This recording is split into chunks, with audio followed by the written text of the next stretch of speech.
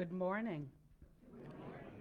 Welcome to All Faiths Unitarian Congregation. My name is Gemma, and I will be leading our service today. Here you will find a diverse and inclusive spiritual community where we welcome people with many beliefs. You can bring your whole self, your full identity, your questioning mind, and your expansive heart. At All Faiths, we have more than one way of experiencing the world and understanding the sacred. No matter who you are, wherever you are on your spiritual journey, and no matter whom you love, you are truly welcome here. Is anyone here visiting All Faiths for the first time? Okay. Oh, hey, hi. Well, if you'd like to know more about All Faiths, please see one of the members of the church after the service, and we'll meet you in the membership corner to discuss joining. And if you would like to check us out online, we're www.allfaithsuu.org. A couple of announcements today. There will be a book club tomorrow here at noon. Friday, we'll have Dominoes at 2. Sunday at 9:15, we'll have the News Talk with Ray Ellis. And now, if you could please rise in body and spirit as we sing together hymn number 361, Enter, Rejoice, and Come In.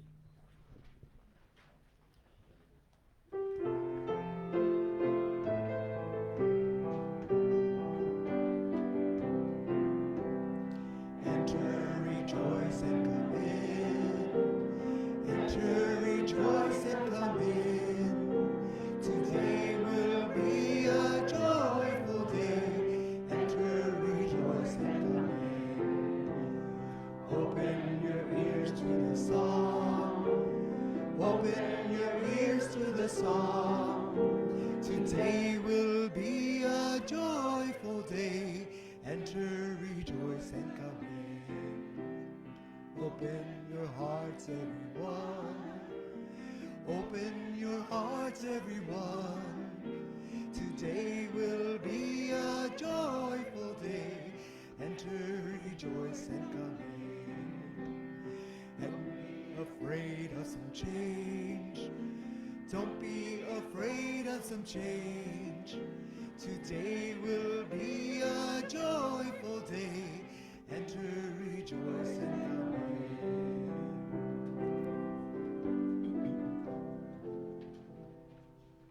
As Howard Silverman comes forward to light the chalice, please join in reciting the words in your order of service. As we light our chalice, let us remember that the light we see consists of all the colors of the rainbow. To live our lives fully as we embrace the beautiful diversity, identities, loving relationships that are entitled to receive our respect and appreciation. Thank you.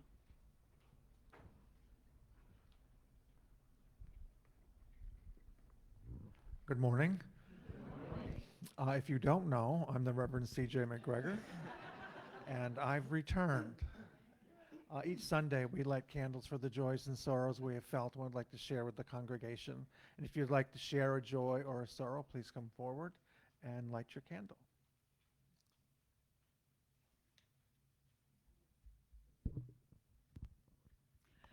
My good friend, she's away, and her little dog, her partner in life, was being boarded, and he ran away. Yeah. So that's devastating to her, obviously, and to us. So please say some healing thoughts that Charlie comes home, please.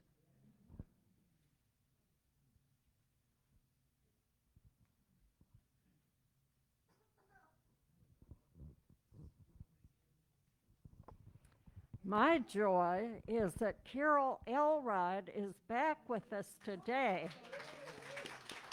After many, many months of struggle, she's walking, she's talking, and she even got married again and got a new wedding ring. So congratulations. We're so thrilled to have you back with us, Carol.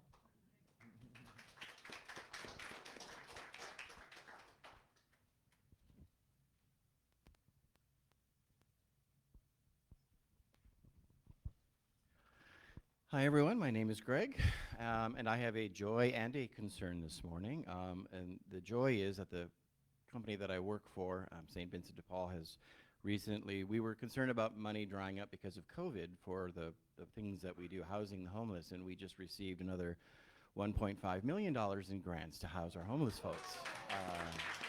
So I have a job for a little longer. The concern is the spreadsheet that's going to look like for me. So, but we're very grateful.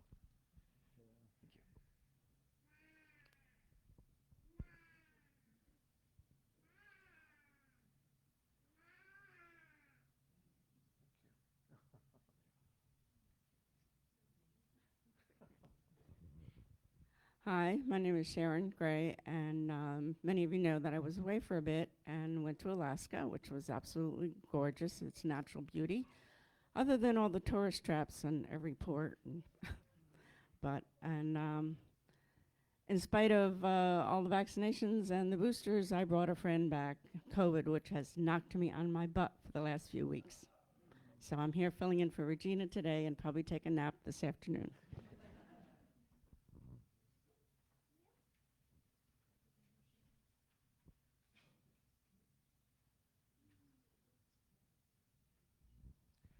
I'm lighting a candle of joy.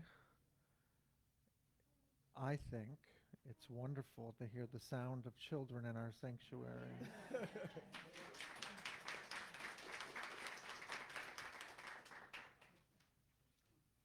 Would anyone like me to bring the microphone to you? I light this final candle for the joys and sorrows that remain silent and in our hearts.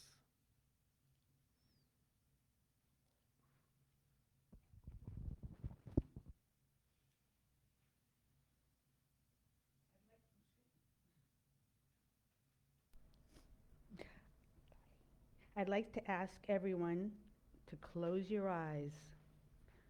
Take in a deep, cleansing breath. And let us turn our minds and our hearts to today's service and contemplate our blessings.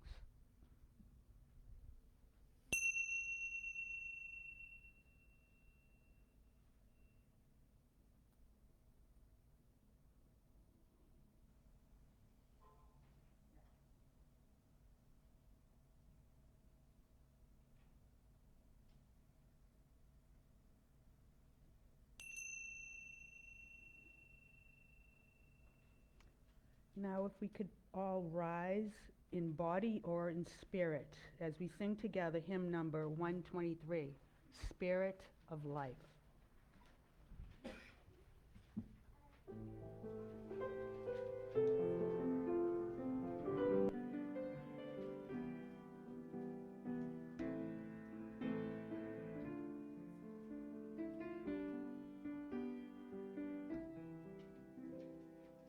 Spirit of life, come unto me.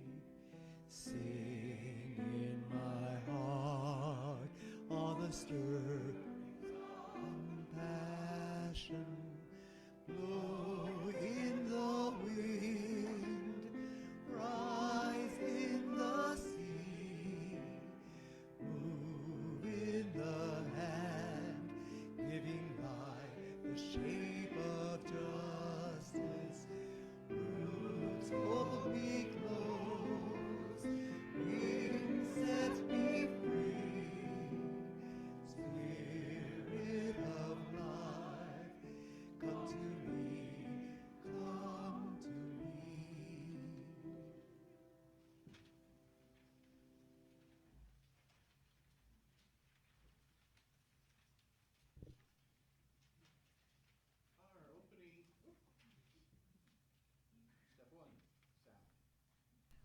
Can you hear me now? Okay. Our opening words this morning are by Jeanette Winterson. It will not stay still, stay silent. Be good, be modest, be seen and not heard, no. It will break out in tongues of praise, the high note that smashes the glass and spills the liquid.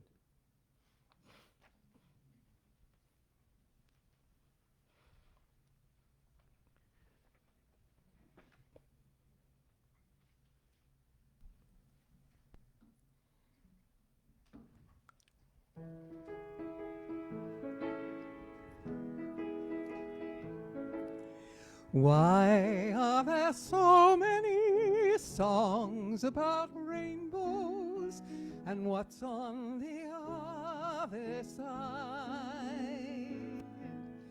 Rainbows are visions, but only illusions. Rainbows have nothing to hide. So we've been told, and some choose to believe it. I know they're wrong, wait and see.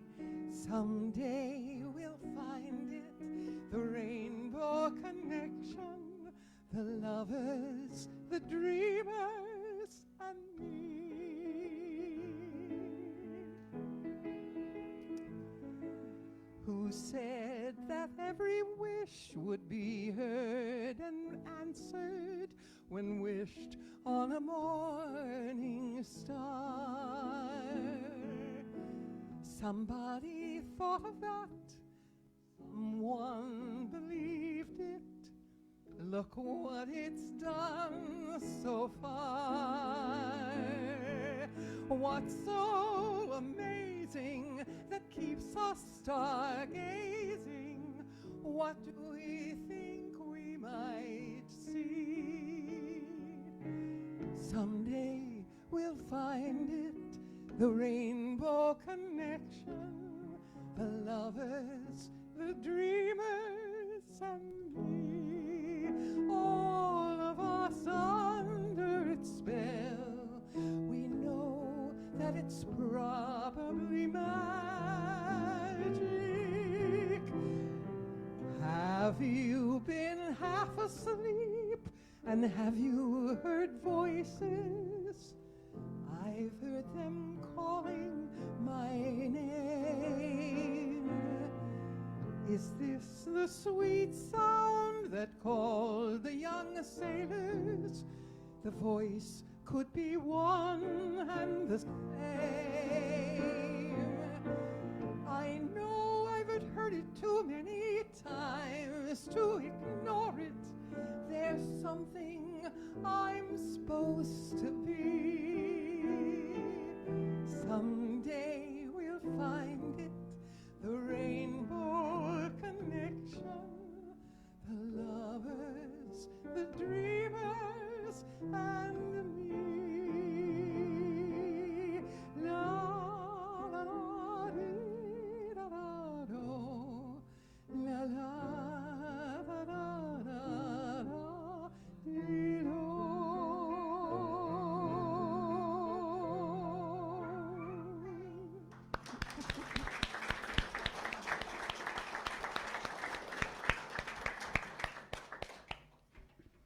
Wow, thank you, Joan.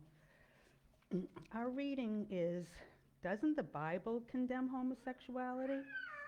By Reverend Dr. Darrell Watkins, the senior minister of Sunshine Cathedral, a metropolitan community church in Fort Lauderdale, Florida, here in the USA. Doesn't the Bible condemn homosexuality? Well, the short answer is no. The Bible certainly records human fears and prejudices, as well as human hopes and resilience. But the Bible as a whole isn't about condemnation. The Bible is a collection of stories, songs, sermons, sayings, poems, and prayers, covering centuries and continents in even a few different languages. It is a rich and wonderful anthology that invites readers to think and feel, explore and imagine, heal and grow. In light of this understanding of our sacred texts, it would be difficult to think of them as being condemnatory. Lifted from the larger narrative or divorced from cultural, linguistic, literary, or historic contexts, any sentence or phrase from Scripture can be used to endorse or vilify almost anything imaginable. That is not, however, the most faithful way to engage the Bible. Relationship, hope, courage, generosity, second chances, compassion, and love are the values that are repeatedly featured in our Scriptures. One can easily enough deconstruct and challenge a few Bible verses that have often been used to demonize same-gender loving people.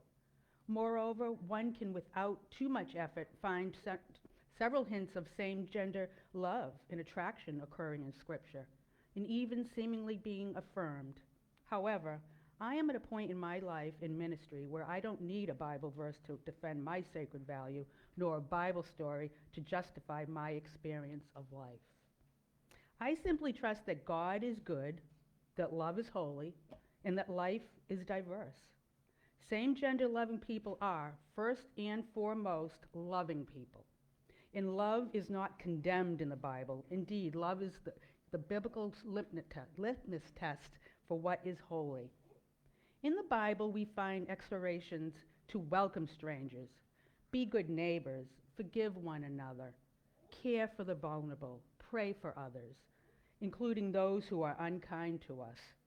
Treat others as we would wish to be treated, not to judge others unfairly, live humbly, and show mercy, and work for justice.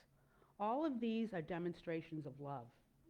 We find in the Bible that the fruit of the Spirit is love. In fact, Jesus recorded as having said that his followers could be identified by their loving actions. He also said love was the greatest of all commandments. For me, love is the biblical message and mandate, and love does not condemn love. Love does not diminish people. Love does not seek to deny justice or dignity or safety to anyone. Love does not suggest that anyone is unworthy of or beyond the reach of love. Does the Bible, an anthology of writings whose running theme is love, condemn same-gender loving people? As someone who has spent my life studying, teaching, wrestling with, and even playing with the Bible, I must say unequivocally, it does not. So ends that reading. Please rise in body or spirit as we sing together hymn number 170. We are a gentle, angry people. Those words are on the back of your order of service.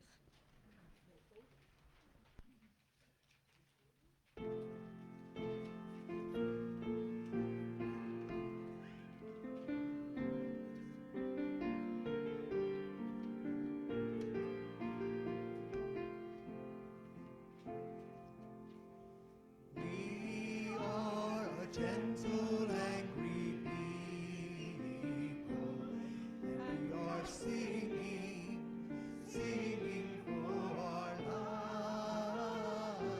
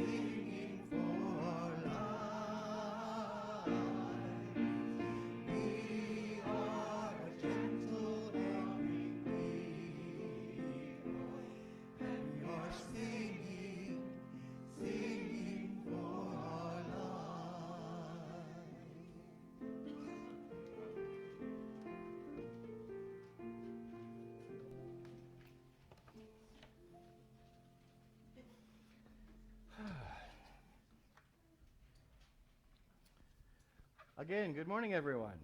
I see a few rainbow colors out there this morning. Don't we look pretty? Was just in case anyone was still questioning my credentials for being up here this morning. My name is Gregg Monk, and my partner Cameron and I currently lead the Rainbow Connection. It's a team based here at All Faiths to address concerns for the LGBTQ and allied community. And it is an honor and a privilege to be sharing with you this morning. For what it's worth, we meet here on Mondays, the first Monday of every month at 6 o'clock, although the one in August, we'll actually be meeting the second Monday as we are out of town. First, a little bit about my story. My sister, who was and remains my first ally, outed me to my mother in my early 20s during a fight.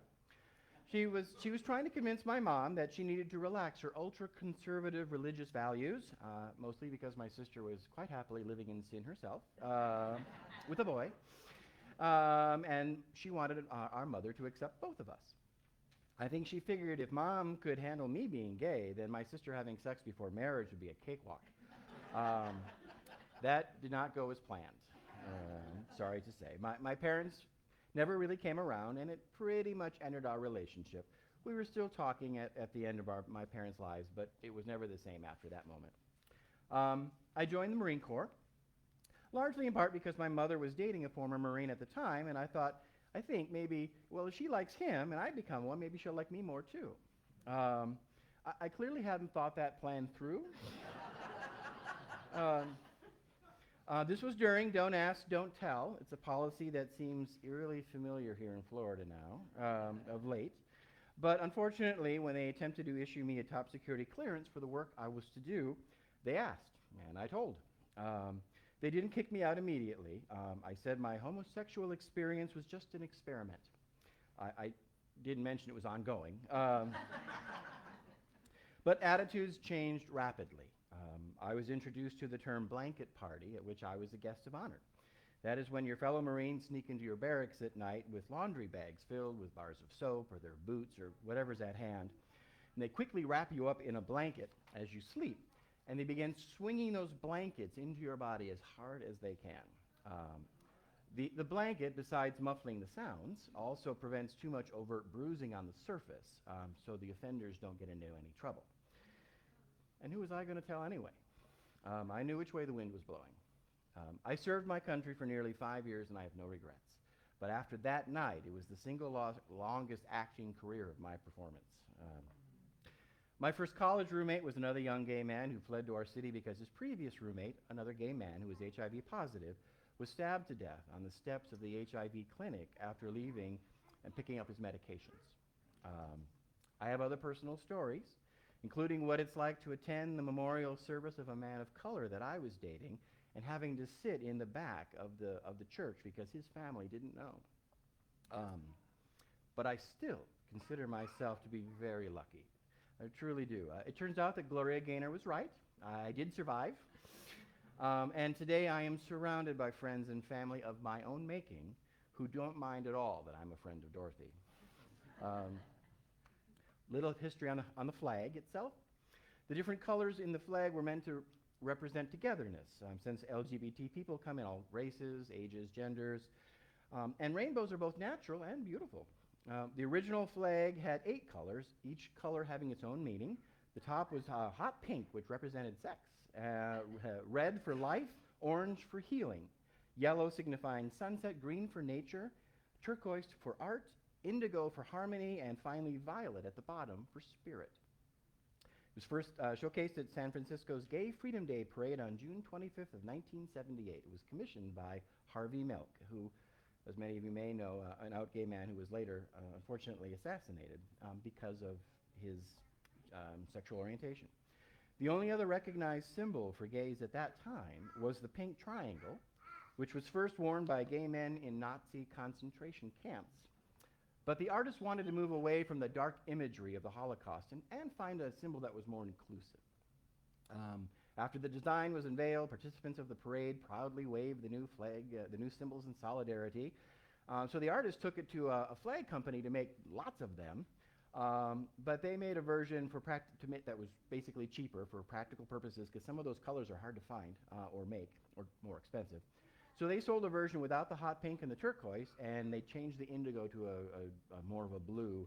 So that gives us the 6-colored flag we now have.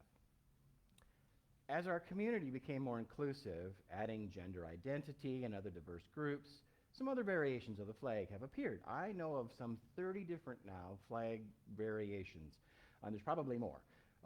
For example, they've added brown and black stripes you might see on a flag that denotes for gay people of color. You may see one with pink and light blue and white stripes. Those denote transgendered people, and there's lots of other variations. Every one of them proclaiming, we're here too. We exist, and we want to be recognized and respected. So that brings me to the title of my message this morning, Respect for the Rainbow. Now, looking around, I have no doubt that I am currently talking to a sea of allies, probably a few of you also that reside under the rainbow too with me. But I would like to ask ourselves, what does respect really mean? Is it enough to be willing to accept them for who they are? Does it mean being willing to fight for them, to advocate on their behalf? And I would say that in part, yes, to all of those. But I also think it means that we need to be willing to learn from them and to try to understand where they're coming from. I mean, after all, I think it's important if I'm going to be in a fight to know what I'm fighting for. And that's why it can be challenging, I think, even for some of us underneath the rainbow. For example, I identify as a man. My I hope that's not a shock. My pronouns are he and him, and I happen to be attracted to other men. I'm very comfortable as a man. I am secure enough in my sexuality to admit to jealousy when I see all the lovely variations of style and color that you ladies get to choose from in the clothing stores. I might even admit to, on occasion, sneaking across the aisle to snatch a colorful wardrobe piece just because it looks fabulous. Even if all the buttons are on the wrong side. It's like trying to drive in the UK. I don't understand. But for all the men here today, I'd like to ask you, for a moment, imagine what it would be like if your mother marched you into Macy's, herded you into the junior Mrs. department as a young man, and demanded that you put on a dress for school the next day. And imagine that when you asked to cut your hair short or wear pants and a boy's shirt, that they got angry and they hissed at you, clearly embarrassed by your conduct. That's not an appropriate choice. So you had to go to school as a young man the next day wearing a dress. I'm not even that bold. I wonder if that's what it's like for a transgendered person who looks in the mirror every day to see someone that no one else will acknowledge looking back at them. I can't imagine that kind of internal torment. But I could try. My dad told me years ago, never judge anyone until you've walked a mile in their shoes. And that way you're a mile away and you have their shoes. He had an odd sense of humor, my dad. But I believe his message was clear. To really get to know somebody, maybe I need to take the time to look at the world from their point of view. Some years ago, I came across a training on homophobia by an educator named Brian McNaught. During this training, he did an exercise that I thought was very powerful, and I'd like to use some time to recreate that with you. So I want you to visualize this following scenario in your minds, and indulge me in this. Please feel free to close your eyes if it helps to see this.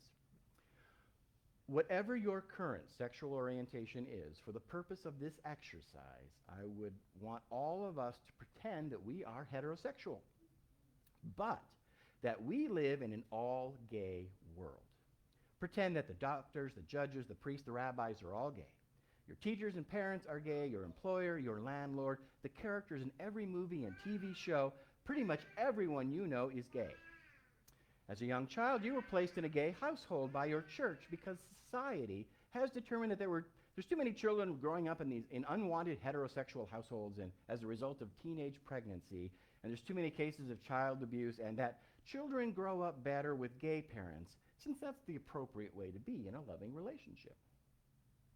As you grow older, you learn that there's this thing in society called heterosexuality, though you don't understand yet that means you. It's a big, scary world. There's a big word with a big H at the beginning of it that adults, they talk about it in whispers. You find out there's books about it in the library. but it's in a special section behind a locked cage that you're not yet old enough to be able to read.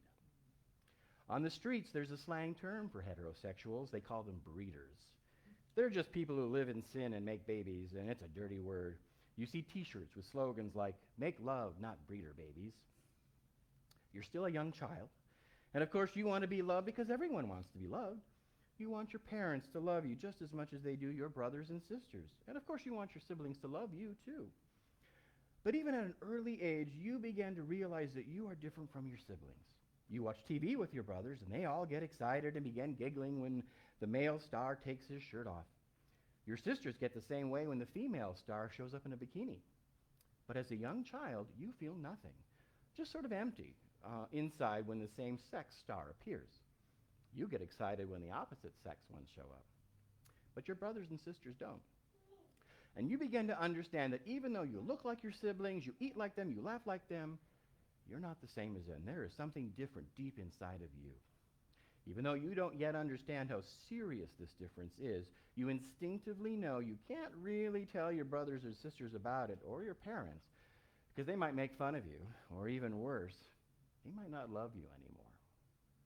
You've heard your friends tell breeder jokes at the dinner table, just like the ones your friends tell at school. Then you realize it's probably not okay to talk to them about how you are feeling either, because you might just be one of those things they call breeders. You pray to God. You say, "God, I've been really good and I've tried to follow everything you've asked me to do, but I have these feelings and I don't know what to do with them and I don't know who to talk about with them and I'm scared. Please, God, take them away. If you take them away, I'll do whatever you want me to do. I'll join the clergy." But instead of the feelings going away, as you grow older and enter puberty, they just get stronger and you become more confused and frightened than ever. You go into the restroom at school and someone has written on the wall in magic marker, "Chris is a breeder." No one talks to Chris for 2 weeks. Chris sits alone in the lunchroom, even though they might not be a breeder. Everyone says that Chris is. Chris's social life is ruined. You go to the church, and the pastor reads from the Old Testament, and he condemns heterosexuality. And you know that this is something you should not be feeling. It's unnatural, and it's wrong, and there's something wrong with you. Maybe you need to see a doctor, but you're too scared to tell anyone how you're feeling. So you say nothing, and you begin to hate yourself more and more. You go to prom with the same-sex partner, because everyone is, and you hold your partner tight on the dance floor while they whisper in your ear, "Isn't this nice?" And you feel nothing, maybe even a little icky. But you pretend to have a good time, even though there is no connection to this person at all. You try drugs and alcohol to numb the horrible pain of being alone, disconnected, but it only works for a little while. You may even consider ending your own life. One day you're walking down the street, you pass a gay man getting a gay magazine from a rack, and he elbows you and he points at a heterosexual magazine tucked way in the back where the little kids can't reach him. And he says, "Oh, what do you think of that?" And he shakes his head in disgust. After he walks away, you grab a copy and 2 gay magazines to hide it in, and you give your money to the gay cashier who you can't look in the eye. Thankfully, she says nothing. You hurry home, you lock the bedroom door, and you open the magazine to read about people who are just like you. There's an ad for a bar not too far away, a breeder bar where heterosexuals can meet. So you decide to go out and find for yourself where this is. Maybe this is where you belong. It's not in a part of town you would want to go to otherwise. They don't give licenses to breeders for bars in the good part of town. But you go anyway. Someone of the opposite sex smiles at you inside, and eventually the two of you make your way onto the dingy dance floor. You talk. Holding them in your arms feels right, though you feel guilty for feeling that way. Finally, you've found someone who gets it, who feels just like you do. This is what you've been missing, this connection with someone who wants to be with you as much as you want to be with them. You start dating, in secret, of course. Ultimately, you decide to move in together, not get married, because that's only for gay people. You see in the news that heterosexuals are organizing to try to pass legislation to allow them to marry, but the backlash gets meaner. You start seeing bumper stickers like, "Kill a breeder for Christ." In some countries, they are doing just that, hanging heterosexuals in the village square for daring to feel just like you do. You know because you've seen the horrible images on CNN. You still see them at night when you close your eyes. Sometimes. You and your partner get an apartment with 2 bedrooms, even though it's more than you can easily afford. Your stuff goes in one bedroom, theirs goes in the other, just in case someone comes over. You straighten up. One day you walk into your apartment building and a neighbor you've barely met says, "Hey, did they make it? How are they doing?" And you have no idea what they're talking about. You find out that the most important person in your life, the one you finally connected with, was taken away to the hospital that morning and no one let you know because you're not their emergency contact. You rush to the hospital, but the doctors won't let you into the room. You can only watch from the outside through a plate glass window as the family gathers around your loved one, not acknowledging your presence at all. You are afraid even to show too much emotion in the waiting room, while the life of someone so precious to you hangs in the balance, or the doctor might suspect that you are more than just roommates, and maybe they won't work as hard to save their life. You wait helplessly in that cold, sterile lobby on a hard plastic chair for word that no one will give you, hoping against hope. You can't even pray. After all, maybe God is punishing both of you for being heterosexual. How'd that make you feel? Take a moment and reflect on that. Now, this exercise was from the 80s, and much has changed. Much hasn't. And many LGBTQ folks will tell you how much they identified with that exercise from their own personal experience. I certainly can. I suspect that even younger people will relate, sadly now more than ever, as it feels like the tide is turning backwards on LGBTQ acceptance. Even I get caught up in the alphabet soup. For our allies, the stories in our current news cycle are a call to action, a time of anger. For many LGBTQ people in the community, it's a time of fear. The Supreme Court will soon hear another case of a Christian business owner suing for the right to refuse service to gay patrons based on their religion. I suspect they will win. They've even hinted at rolling back gay marriage. Florida teachers are removing safe space rainbow stickers from their classrooms for fear of losing their jobs. Last month's pride parades were marred by several attacks and planned attacks. Some folks are going back into their closet as a result. And much of this isn't news to you. The misperceptions surrounding us don't help. Popular myth number 1. Gay men are predators trying to indoctrinate young boys into their perverted lifestyle. No. The vast majority, somewhere around 80%, of sexual predators are men who identify themselves as straight, because it's about power and control. It isn't even about sex or gender. Myth number 2. Lesbians are women who've just had a bad experience with men, so they've turned to a woman. They just need the right man to straighten them out.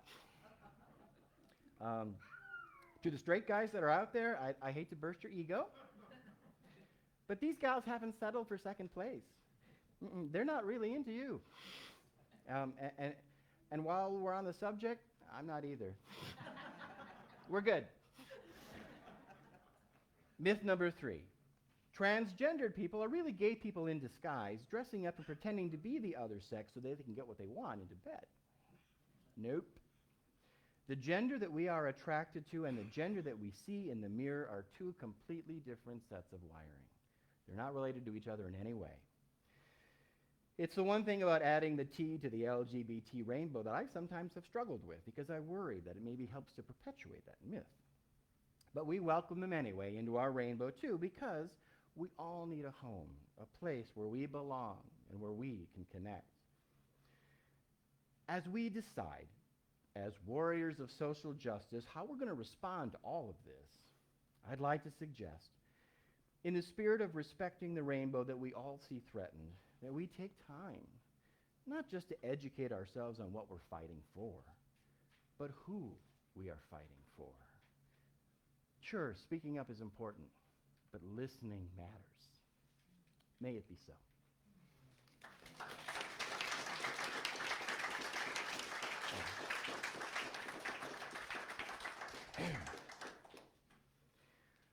Our minister likes to start our offertory section with a joke in the spirit of laughter and happiness makes for deeper pockets.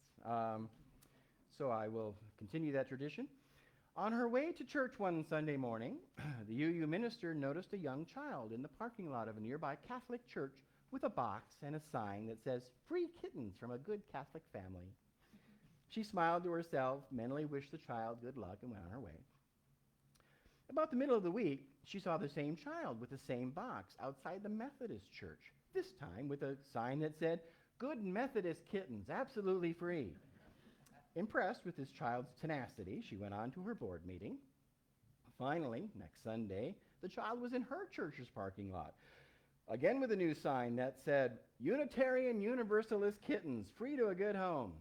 So this time she decided she's going to go over and chat with her. So she says to the little girl, "Weren't you outside the Catholic church last Sunday?" "Yeah." "And on Wednesday, weren't these Methodist kittens?" And the little girl says, "Yeah." So the pastor asked, "Well, how come they're Unitarian Universalist kittens now?" The little girl replied, "Because today their eyes are open."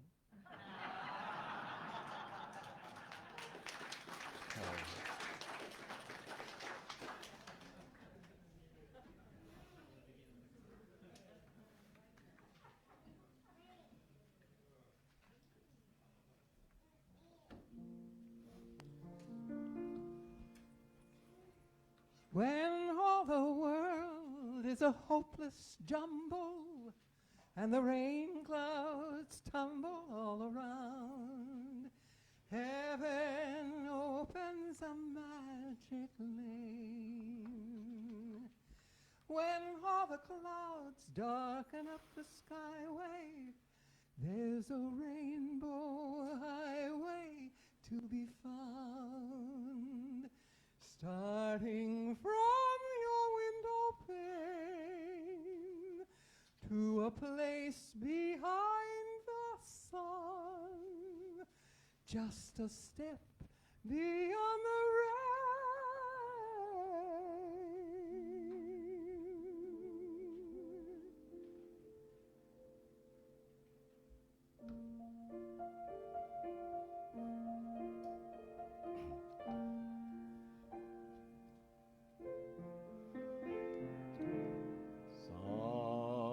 Somewhere over the rainbow, way up high, there's a land that I've heard of once in a lullaby.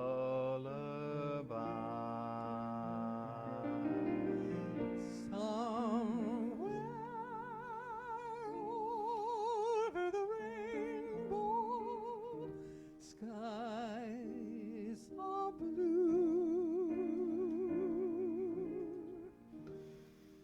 and the dreams that you dare to dream really do come true. Someday I'll wish upon a star and wake up where the clouds are far behind me, where troubles melt like lemon drops away above the chimney tops. That's where you'll find me. Oh, somewhere over the rainbow, bluebirds fly.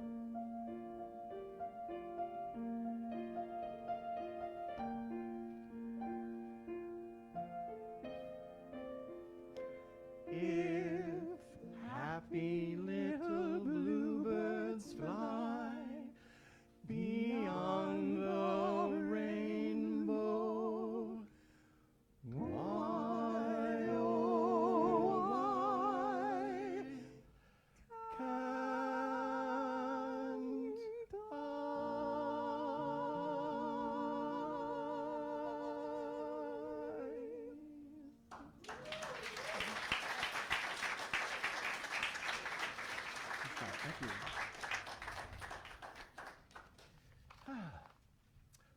Our closing words are by Senator Tammy Baldwin. All of us who are openly gay are living and writing the history of our movement. We are no more and no less heroic than the suffragists and the abolitionists of the 19th century, and the labor organizers, freedom riders, Stonewall demonstrators, and the environmentalists of the 20th century. We are ordinary people living our lives and trying, as civil rights activist Dorothy Cotton said, to fix what ain't right in our country.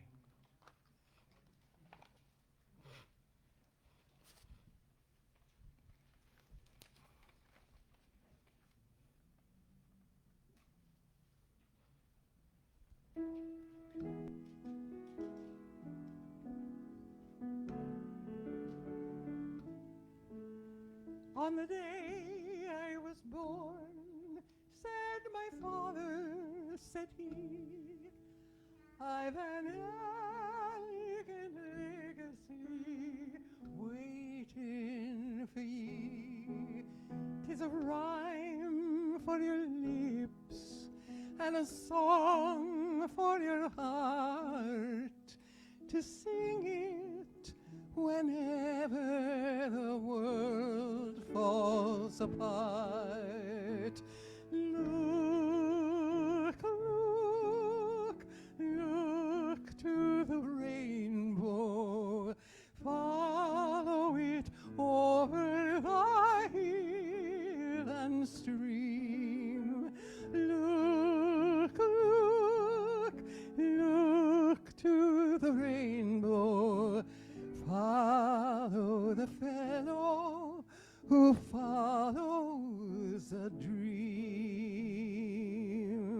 So I bundled my heart and I roamed the world free, to the east with the lark, to the west with the sea. And I searched all the earth and I scanned all the skies, but I found it at last in my own true love's eyes. Look, look, look to the rainbow, follow it over the hill and the stream. Look, look, look to the rainbow, follow the fellow who follows a dream. Follow the fellow, follow the fellow, follow the fellow who follows a dream.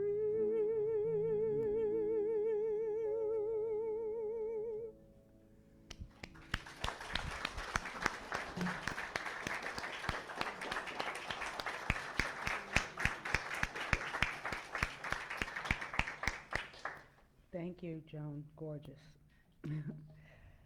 If I could ask, oh, excuse me, I'm losing my mind here. If I could ask Howard Silverman to come back up and extinguish the chalice, please, please join me in reciting the words in our order of service. Oh, it's on. It says green. We extinguish this flame, but not the light of the truth, the warmth of community, or the fire of commitment. These we carry out to our hearts and out into the world. I'd like to make a few appreciation announcements. We want to thank Gregg Monk so much for that inspiring message. That was wonderful. Carlos, Garcia, Joan Marshall, and Gregg again for that beautiful music. Sharon Gray, thank you for coming back and taking care of us on camera. Ed Elrod, thank you for the sound. Joe Gayton, our sexton. Joyce Schaefer, always gorgeous flowers. And our friendly greeters, it is good to be connected and to stay together. So please now go in peace and enjoy your day.